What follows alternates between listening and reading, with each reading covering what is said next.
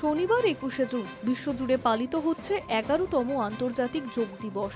এবারের যোগ দিবসকে কেন্দ্র করে অন্ধ্রপ্রদেশের বিশাখাপত্তনমে বিশেষ যোগব্যায়ামের আয়োজন করা হয়। সকাল 6:30 থেকে 7:45 পর্যন্ত চলা এই অনুষ্ঠানে যোগ দেন প্রধানমন্ত্রী নরেন্দ্র মোদী। তার সঙ্গে ছিলেন কেন্দ্রের স্বাস্থ্য প্রতিমন্ত্রী প্রতাপ রাও যাদব এবং অন্ধ্রপ্রদেশের মুখ্যমন্ত্রী এন চন্দ্রবাবু নাইডু।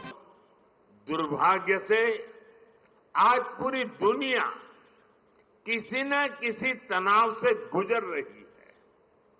कितने ही क्षेत्रों में अशांति और अस्थिरता बढ़ रही है।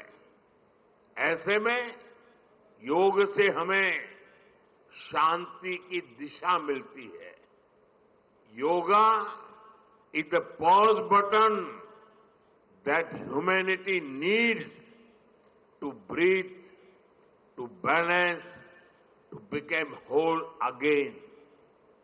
এবছরের যোগ দিবসের মূল স্লোগান হলো ওয়ান আর্থ ওয়ান হেলথ। সে কথা মনে করিয়ে প্রধানমন্ত্রী বলেন, যোগ আজ কোটি কোটি মানুষের জীবনে অংশ হয়ে উঠেছে। এটি শুধুমাত্র শরীর চর্চা নয়, বরং একটি জীবনধারাও। বিশাখাপত্তনমের রামকৃষ্ণ বিচ থেকে ভোগাপুরম পর্যন্ত 26 কিলোমিটার দীর্ঘ পথ জুড়ে এই মেগা যোগ ইভেন্ট আয়োজন করা হয়েছিল। তাতে অংশ নেন লক্ষাধিক মানুষ। সেই কারণে পর্যাপ্ত নিরাপত্তার ব্যবস্থাও করা হয় অন্ধ্রপ্রদেশ সরকারের তরফে।